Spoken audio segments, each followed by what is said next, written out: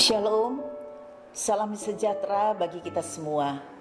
Saudara yang dikasihi oleh Tuhan, Today Sermon pada hari ini bertemakan dampak kemarahan yang tidak terselesaikan.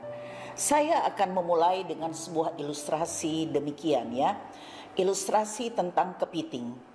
Rupanya saudara-saudara, untuk memancing kepiting itu marah ya, dan sehingga dia melakukan tindakan kebodohan, maka orang menggunakan tali yang di ujungnya diikatkan pada batu. Dan kemudian batu yang diikat pada tali yang ujungnya itu dimasukkan ke lubang kepiting, supaya dengan batu itu maka akan memancing kemarahan kepiting, sehingga kepiting itu akan menggigit batu, dan dengan mudah orang akan menarik kepiting itu dan langsung dimasukkan ke kuali yang sudah tersedia, kuali yang sedang mendidih. Begitu juga kemudian batu itu yang diikatkan pada tali dimasukkan kembali, memancing lagi kepiting-kepiting yang lain untuk menggigit, dan kemudian dengan mudah ditarik dan kemudian dimasukkan ke kuali. Nah, saudara-saudara, inilah memancing kemarahan kepiting sehingga mereka kepiting itu melakukan tindakan kebodohan. Kesimpulannya, saudara-saudara, dari ilustrasi ini bahwa kemarahan seringkali memancing kita untuk bertindak bodoh dan kebablasan, sehingga tanpa kita sadari itu akan merugikan diri kita sendiri dan juga merugikan orang lain. Saudara yang dikasihi oleh Tuhan, oleh karena itu hal pertama yang diceritakan di dalam Alkitab yaitu dampak kemarahan. Nah, saudara-saudara, kemarahan yang diceritakan dalam Alkitab itu berakibat fatal.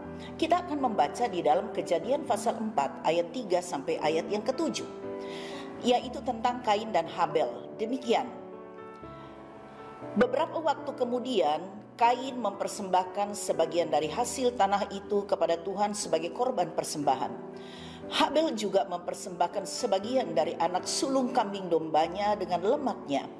Tuhan mengindahkan Habel dan kurban persembahannya itu, tetapi Kain dan kurban persembahannya tidak diindahkannya. Lalu hati Kain menjadi sangat panas dan wajahnya muram. Firman Tuhan kepada Kain, "Mengapa hatimu panas dan wajahmu muram? Bukankah wajahmu akan berseri-seri jika engkau berbuat baik? Namun jika engkau tidak berbuat baik, dosa sudah mengintai di depan pintu. Hasratnya tertuju kepadamu, tetapi engkau harus berkuasa atasnya." Saudara yang dikasihi oleh Tuhan, itu adalah peringatan Tuhan kepada Kain. Karena Kain marah, panas hati dan iri hati kepada Habel. Saudara-saudara yang dikasihi oleh Tuhan, penyebab kemarahan Kain adalah karena iri hati atas sikap dan perilaku adiknya yang baik. Dan khususnya dalam pemandangan dalam pandangan Kain khususnya, bahwa ibadah Habel itu lebih baik dari dirinya. Saudara-saudara yang dikasihi oleh Tuhan, dan kemarahan ini ya, firman Tuhan mau mengingatkan kepada kita, jika tidak ditangani dengan benar atau disimpan terus-menerus, itu akan sangat berbahaya. Itu akan merusak hubungan kita dengan Tuhan, akan merusak hubungan kita dengan sesama kita, merusak hubungan kita juga di dalam keluarga. Saudara-saudara, bukankah di dalam kenyataan hidup kita banyak sekali yang terjadi seperti ini? Orang menjatuhkan sesamanya, dalam keluarga pun demikian, saling menjatuhkan, bahkan sampai ada pembunuhan-pembunuhan yang mungkin hal-hal ini terjadi di setiap hari di dunia kita ini. Itu diakibatkan karena kesal, karena iri hati, karena kemarahan yang dipupuk terus-menerus ya, sehingga berdampak yang tidak baik. Bisa fatal, saudara. Itu sebabnya ada banyak dalam keluarga saling membunuh satu dengan yang lain. Saudara-saudara, firman Tuhan ini menjadi peringatan bagi kita semua. Seperti apa yang ditulis di dalam firman Tuhan dalam peristiwa Kain dan Habel ini. Nah, saudara, kita akan melihat apa sebabnya atau apa penyebab dari kemarahan Kain. Mari kita mempelajari akan firman Tuhan, apa maksud firman Tuhan ini ditulis. Apa penyebab kemarahan Kain? Hal yang pertama, saudara, ya, mengingatkan kita jangan sampai hal ini terjadi. Hal yang pertama, karena Kain memiliki sifat membanding-bandingkan. Jadi saudara-saudara, itu bahaya kalau kita memiliki sifat membanding-bandingkan diri kita dengan orang lain. Di dalam Kejadian 4 ayat yang kelima, di sini firman Tuhan tadi mengatakan, tetapi Kain dan korban persembahannya tidak diindahkannya. Tidak diindahkan maksudnya oleh Tuhan. Lalu hati Kain menjadi sangat panas dan wajahnya muram. Dia membanding-bandingkan bahwa persembahannya itu tidak seperti persembahan Habel. Sepertinya Tuhan lebih dekat atau lebih menyenangi akan apa yang dilakukan oleh Habel. Nah, saudara-saudara yang dikasihi oleh Tuhan Yesus, memang kita manusia tidak pernah puas. Itulah sebabnya kita manusia sering membanding-bandingkan diri kita dengan diri orang lain, membandingkan keluarga kita dengan keluarga orang lain, prestasi kita, pelayanan kita seperti apa, kemudian kita bandingkan dengan orang lain dan sebagainya. Sehingga di dalam hati kita seringkali sakit hati, iri hati. Mengapa saya tidak seperti dia? Mengapa keluarga saya tidak seperti dia? Mengapa pelayanan saya tidak seperti dia? Mengapa prestasi saya tidak seperti dia? Nah, saudara-saudara, kekesalan itu, iri hati atau rasa marah yang akhirnya timbul dalam hati yang terus-menerus, itu bisa berdampak fatal dalam diri seseorang, ya. Tetapi juga akan berdampak yang tidak baik bagi orang lain. Saudara-saudara, sikap yang sudah tidak terkontrol, ya, oleh karena iri hati, kemarahan, sekali lagi itu bisa berdampak yang tidak baik bagi diri kita dan juga bagi orang lain. Saudara, ada sebuah pernyataan yang berkata demikian, senang melihat orang susah, tapi susah lihat orang senang. Jadi kalau ada orang yang susah, ada orang yang mungkin kena musibah, ya, ada orang yang sakit atau meninggal, ada banyak orang juga merasa, wah, itu mungkin ada dosa, memang dia orangnya begini dan seterusnya. Ya, dia senang lihat orang susah. Tetapi ketika orang senang, orang berbahagia, dia susah. Itulah sebabnya, ya, orang yang suka membanding-bandingkan dirinya itu akan timbul iri hati dan panas hati atau kemarahan. Bahkan saudara-saudara, herannya sifat membanding-bandingkan itu sampai juga dalam pelayanan. Dalam pelayanan seorang hamba Tuhan atau pendeta, ya. Karena melihat pendeta semakin diberkati dibandingkan dengan dirinya, maka pikirannya bahwa pendeta tersebut diberkati oleh karena persepuluhannya. Pendeta itu diberkati oleh karena persepuluhan jemaat yang disalahgunakan oleh pendeta tersebut. Saudara-saudara, sehingga ada banyak orang Kristen menjudge atau menghakimi pendetanya, menghakimi semua pendeta yang telah menyalahgunakan persepuluhan sehingga dia hidupnya diberkati oleh Tuhan. Saudara-saudara, dan tidak sedikit orang-orang atau orang Kristen yang seperti ini akhirnya pindah cari gereja yang tidak mengajarkan persepuluhan, karena mereka berpikir persepuluhan membuat pendeta kaya. Dia cari gereja yang tidak mengajarkan persepuluhan, karena memang dasarnya dia kikir. Dia tidak mau lihat orang itu diberkati. Dia pikir semua Pendeta yang diberkati itu karena persepuluhan. Saudara-saudara yang dikasih oleh Tuhan, atau dia cari pendeta yang miskin, yang penting jangan pendetanya lebih kaya dari dia. Saudara yang dikasih oleh Tuhan, ini kenyataan saudara ya. Saya banyak melihat ya di YouTube, ada begitu banyak orang yang berkomentar yang sudah tidak pantas lagi kepada hamba-hamba Tuhan, mengeneralisir semua pendeta seperti itu. Saudara, saya harus menyampaikan ini sebab sifat membanding-bandingkan itu berbahaya, membuat kita jadi iri hati dan kita marah. Kita tidak sadar bahwa kita sudah marah sebenarnya kepada Tuhan. Saudara yang dikasihi oleh Tuhan Yesus Kristus, sebenarnya di dalam firman Tuhan untuk memberi kepada Tuhan itu Tuhan tidak pernah memaksakan. Tuhan tidak pernah memaksakan kehendaknya kepada seseorang. Di dalam 2 Korintus 9 ayat 7 sampai ayat yang ke-8, firman Tuhan berkata kalau kita memberi harus dengan kerelaan, jangan dengan sedih hati atau karena paksaan.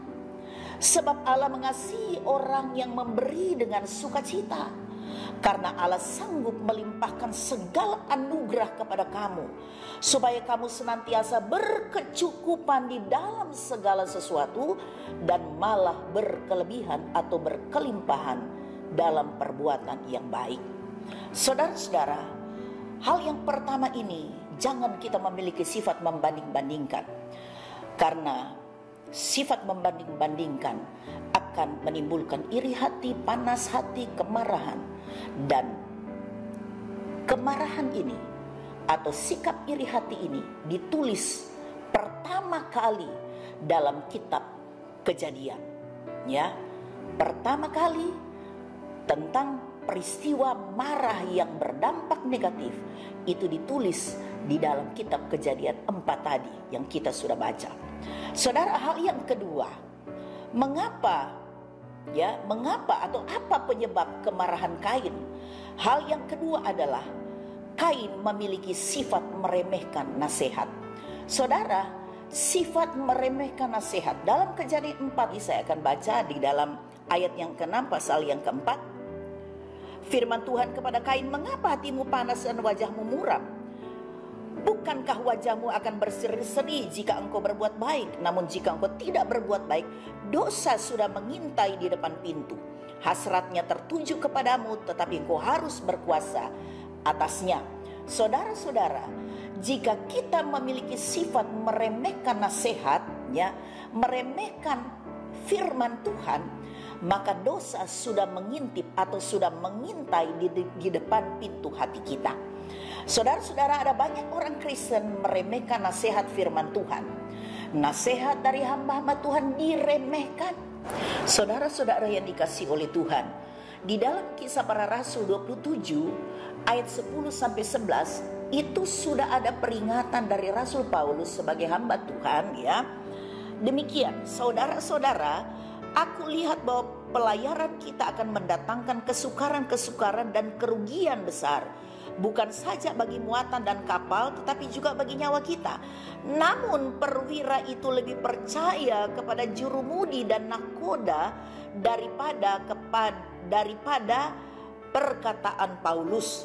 Saudara perhatikan, di kapal itu sudah diperingatkan oleh Rasul Paulus, jangan kita meneruskan pelayaran, sebab itu akan sangat berbahaya. Tetapi perwira yang ada, sebab perwira itu membawa tawanan, termasuk Rasul Paulus, yang dia lebih percaya pada juru nakoda, ya, juru mudi dan nakoda, kepada kapten kapal itu, ya. Dia lebih percaya juru mudi atau nakoda itu daripada hamba Tuhan, daripada Paulus. Nah, saudara-saudara, kalau saudara baca seterusnya, maka akhirnya mereka mengalami, ya, kesusahan, ya, ketakutan yang luar biasa, dan akhirnya memang mereka mengalami kerugian. Muatan-muatan di kapal itu dia harus dibuang ke laut karena perjalanan mereka ternyata nyaris mereka semua akan mati.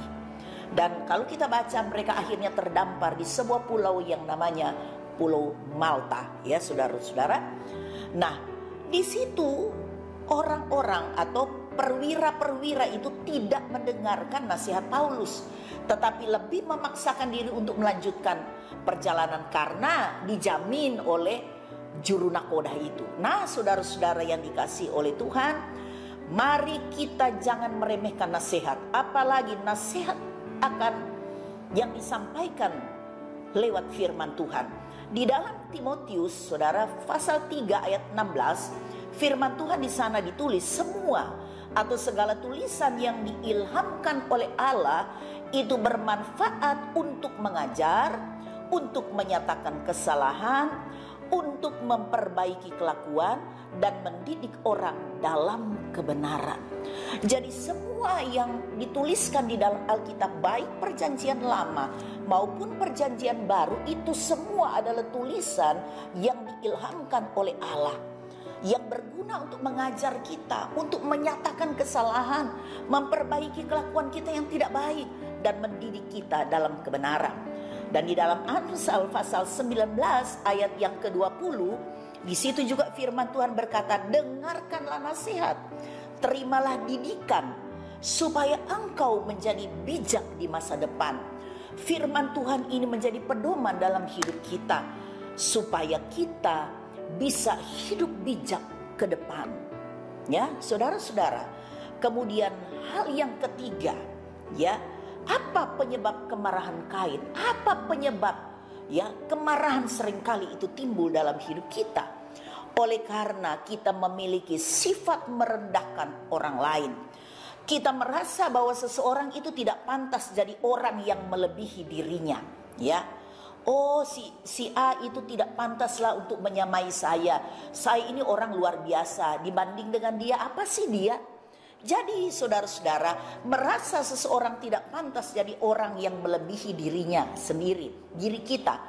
Minimal janganlah orang yang kita anggap kecil, yang tidak punya kelebihan itu menyamai kita, ya. Karena masa keadaannya seperti itu bisa menyamai saya? Saudara, ini sifat merendahkan orang lain. Saudara yang dikasihi oleh Tuhan, akhirnya orang-orang yang seperti ini selalu berpikir negatif terhadap orang lain. Jika dia merasa atau dia melihat ada orang yang lebih sukses dan lebih baik kehidupannya daripada dia, maka dia akan berpikir negatif. Jangan-jangan dia itu melakukan ini. Jangan-jangan. Saudara-saudara, mungkin Kain merasa sebagai kakak tidak pantas adiknya lebih dihargai oleh Tuhan. Karena dia juga merasa bahwa dia adalah seorang pekerja keras, bukan cuma adiknya Habel. Nah, itulah sebabnya ketika dia melihat bahwa Habel lebih diperkenankan Tuhan dengan perbuatan-perbuatan yang baik, hubungannya dengan Tuhan, dia kemudian merasa iri hati sebab dia memandang Habel itu lebih rendah dari dia. Saudara-saudara, 3 hal inilah yang membuat kita bisa jatuh dalam berbagai-bagai kejahatan. Hal yang pertama tadi, saudara-saudara, ya, jangan kita memiliki sifat suka membanding-bandingkan diri kita dengan orang lain. Dan hal yang kedua, jangan kita memiliki sifat merendahkan atau meremehkan nasihat, khususnya nasihat dari hamba-hamba Tuhan, nasihat dari firman Tuhan. Dan hal yang ketiga, jangan kita memiliki sifat merendahkan orang lain. Firman Tuhan berkata, Allah menentang orang yang congkak atau orang yang sombong, tetapi Allah mengasihani orang yang rendah hati. Saudara-saudara, firman Tuhan mengingatkan kita, selalu ada peringatan Tuhan yang senantiasa mengingatkan kita agar supaya kita selalu hidup seturut dengan kehendak Tuhan. Jangan mengikuti keinginan kita atau nafsu kita. Saudara-saudara, jangan sampai kita mau berdalih kepada Tuhan ketika suatu saat kita akan mempertanggungjawabkan semua hal itu di hadapan Tuhan. Tidak ada yang bisa menolong kita ketika kita melakukan hal-hal yang tidak dikehendaki oleh Tuhan. Tuhan juga adalah hakimnya. Saudara-saudara, kiranya firman Tuhan membawa kita semakin dewasa dan menjadikan firman Tuhan ini sebagai pedoman dalam hidup kita. Tuhan Yesus memberkati kita semua. Saudara-saudara, mari kita satu di dalam doa. Kami bersyukur Tuhan buat firman-Mu yang sudah Engkau sampaikan bagi kami semua. Kami yakin dan percaya setiap firman yang disampaikan tidak pernah sia-sia. Tuhan punya rencana yang terbaik atas hidup kami. Mampukan kami Roh Kudus supaya kami semakin mengerti kehendak Tuhan.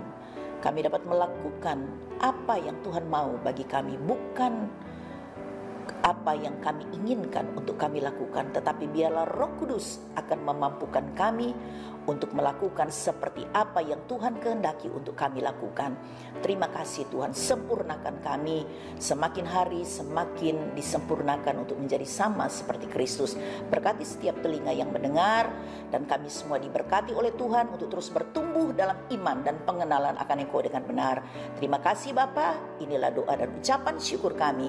Hanya dalam nama Yesus Tuhan dan Juru Selamat kami sudah berdoa. Haleluya, amin.